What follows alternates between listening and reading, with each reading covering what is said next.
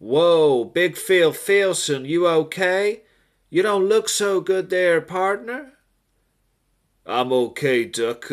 Well, I feel like shit warmed up, like someone's taken a lump of shit and put it in the microwave and heated it up. But I'm alright, Duck. I'm off the smack and I'm off the crack. I'm just having withdrawals, like. But it'll be fine. I'll be fine to go on. Just give me half a pint and a cube of gravy, Duck, and I can do sure. I think we have some beer in the communal fridge, Phil, and I'm sure they'll have a gravy cube too. I'll go check. No, lad. No, I need a proper drink if I'm going to go on the air. Half a pint of beer won't do nothing. I need half a pint of vodka. And hurry up, Duck. Oh. All right, Big Phil, here it is. I got your cube, I got your vodka. Oh, good lad, good. You're a good lad. Oh, yeah, that's good vodka. It burns good. That does. Oh, yeah, and you got that gravy cube, Duck. Right, heat it up on this spoon, the gravy cube, and then fill up that syringe with gravy and inject it into me. I don't know if I can do that, Big Phil Philson. Inject you with gravy. That don't sound right to me. Oh, Duck, I can't go on air unless you do it. I do it all the time. Just inject me with the gravy. What is going on out here?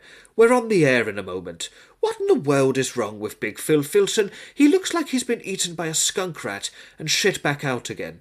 What is going on? Because we're going to be on the air soon, and I can't work in these conditions. Settle down, Phil. Big Phil Philson's just having some withdrawal symptoms from stopping all the smack and the crack. He said he'll be fine soon. I really wouldn't worry about it, Mr. Wainwright.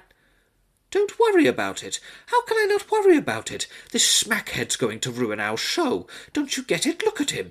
What is he doing? Oh, I don't know what's wrong with you, Duck. It's like you never seen someone drink half a pint of vodka and inject himself with gravy. I mean, I'm just having a bit of recreational time before the show starts. Can you just stick it into me, please, Phil the Money Morrison? I really don't think I should do that, Big Phil Philson. Jab me with it. Come on, jab me with it, Duck. Just fucking jab him with it. Get on with it. The music's gonna start soon. Just fucking jab him with it. Oh, fine, I suppose. Here it goes. Jab me with it, Duck. Oh, he's jabbed me with it. Oh, it's gravy.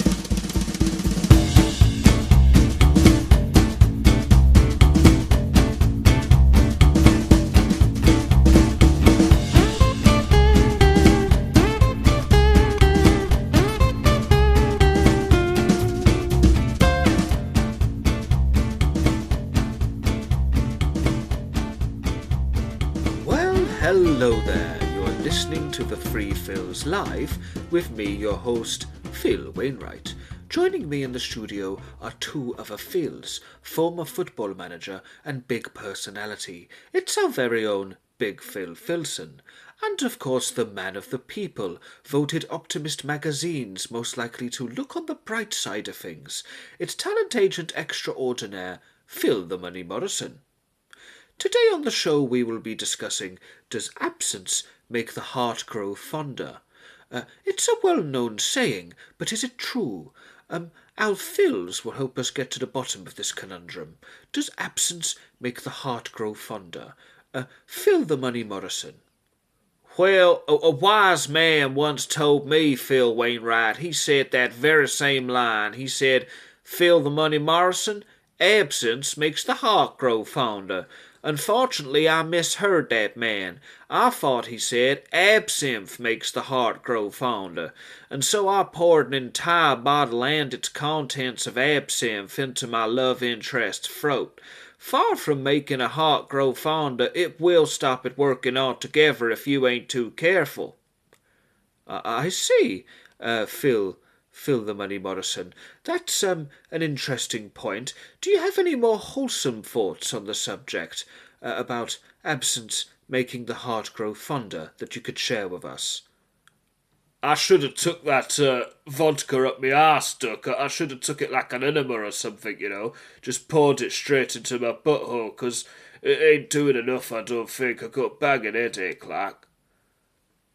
Big Phil Philson, could you just wait your turn to speak, please? That's not really normal what you just said. Could you wait your turn to talk?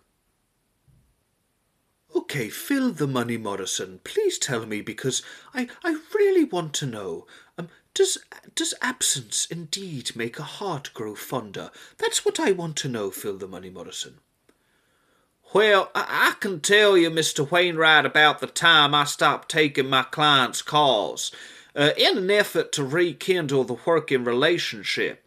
You see, I wanted to increase my percentage, and the client, a famous actor that I shall not name, well, they did not want to pay. So I decided to show my client what they were missing. I stopped taking calls and I moved over to Honduras for a while. Now, whilst I was over there, I stumbled upon the greatest tap dancing talent that I ever did see. I decided right there and then that I was going to become this man's tap dancing talent agent. The move to become his talent agent was met by hushed tones and disapproval in some quarters, Phil. You see, Julio, the tap dancing talent, wasn't very well known at all for his superior tap dancing abilities. No, he was much more known for his black market organ trading.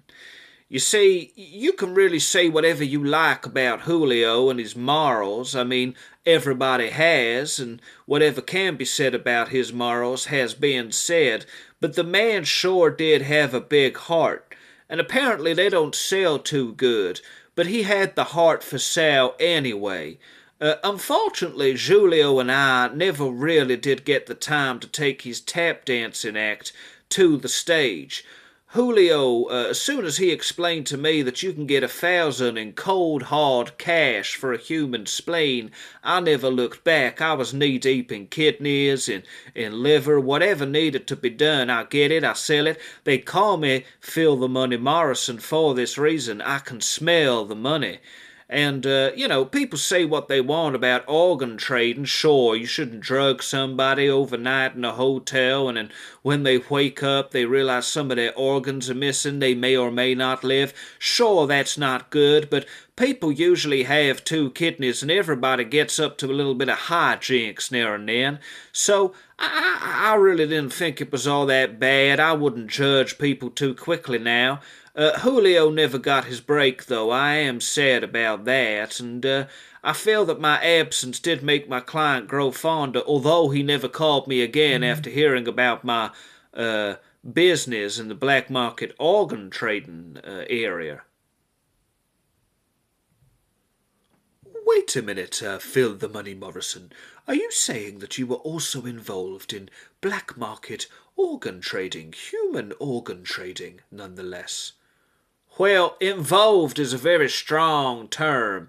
If you mean was I buying and selling human body parts, then the answer is yes. Can I fucking talk now, Duck?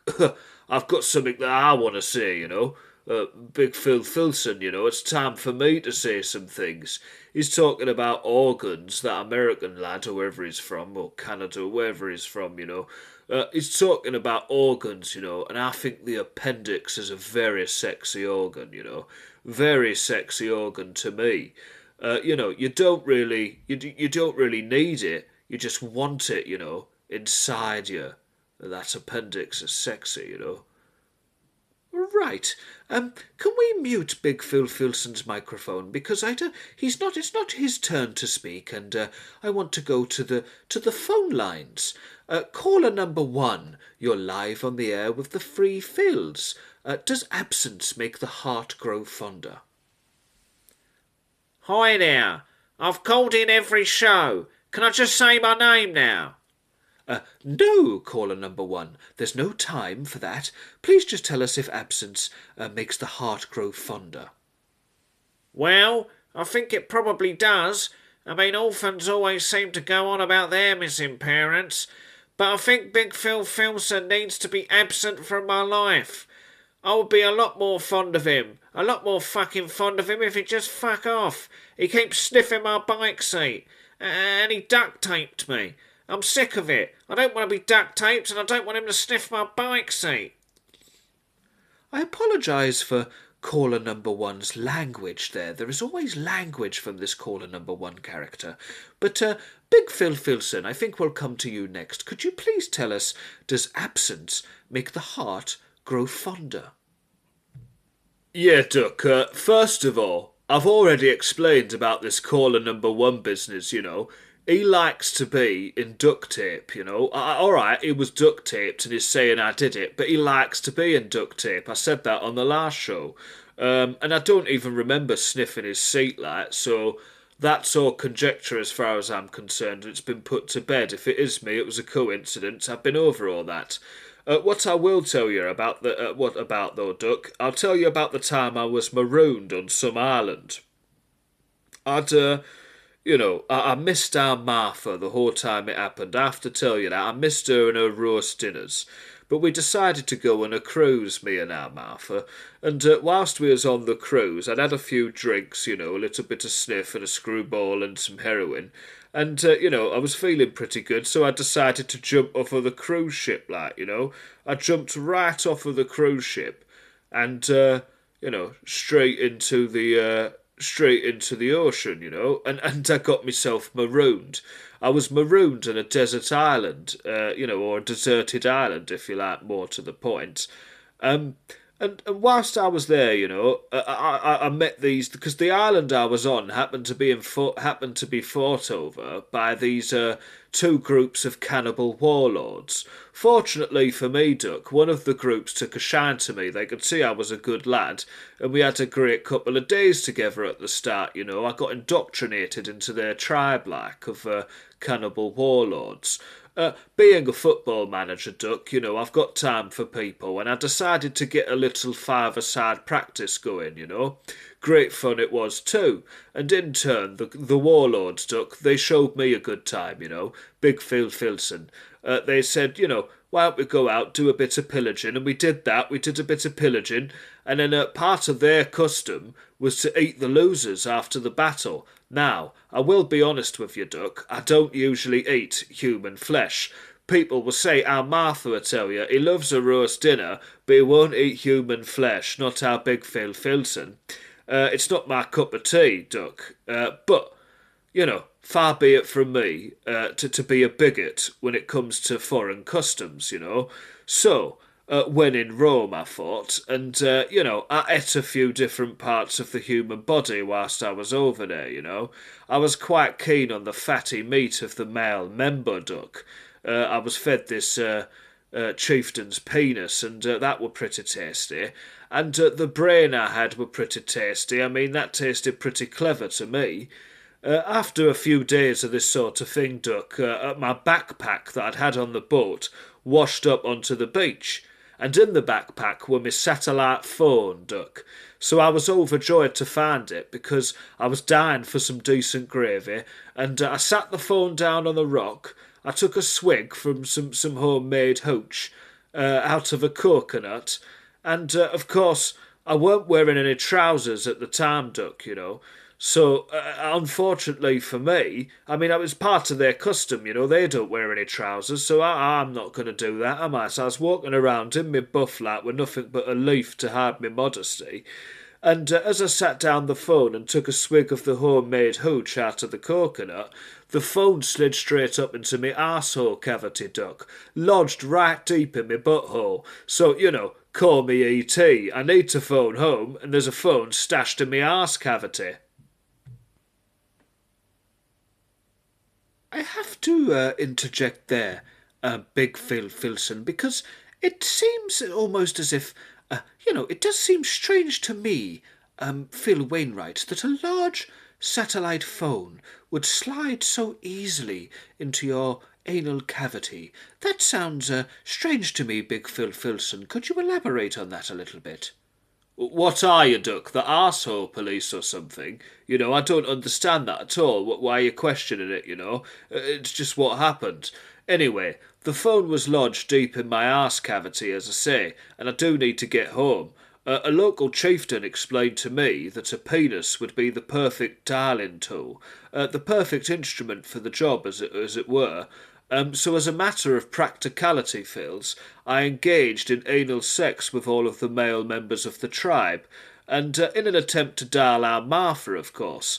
After several unsuccessful attempts to dial our Martha, with all the tribal leaders, the warlords, laughing at me, having a right good laugh they were. Meanwhile, I'm getting smashed in the arsehole with various penises and blunt objects to try and dial this phone.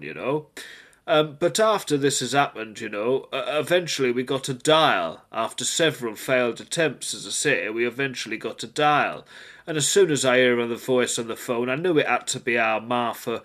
I just broke down straight away. I told her all about the warlords, all about the anal sex that I'd been engaged in, and all about the cannibalism. And it turns out, actually, Duck, I didn't dial our Martha. We'd dialed every major news outlet in the country instead.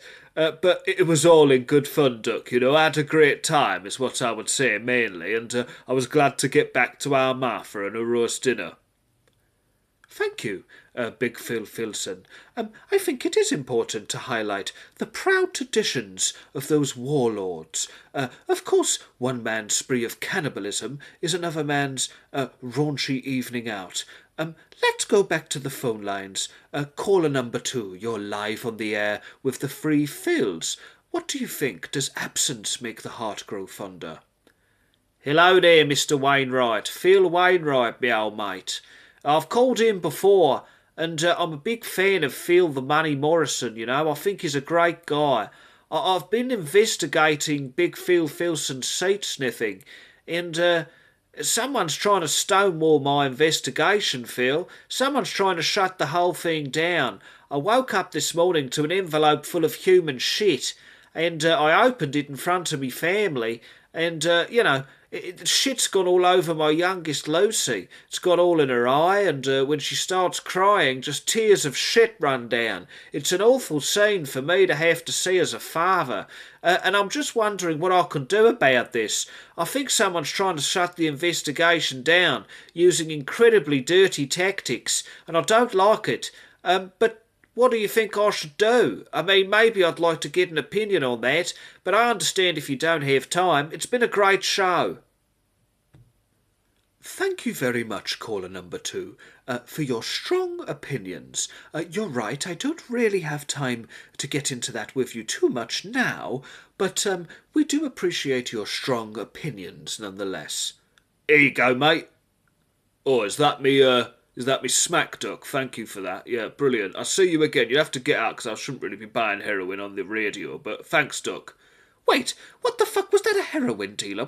What's going on, Big Phil Philson? I draw the line at taking intravenous drugs on the air. So please do just shut the fuck up. Put that little packet away while I read the news.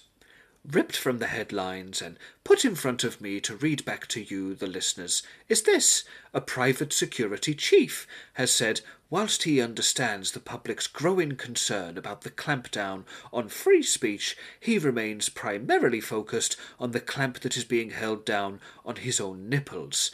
I suppose it's a case of priorities, a case of work and home life balance for the chief. The private security chief there. You've been listening to the Free Phils with me, your host, Phil Wainwright. Thank you. Goodbye.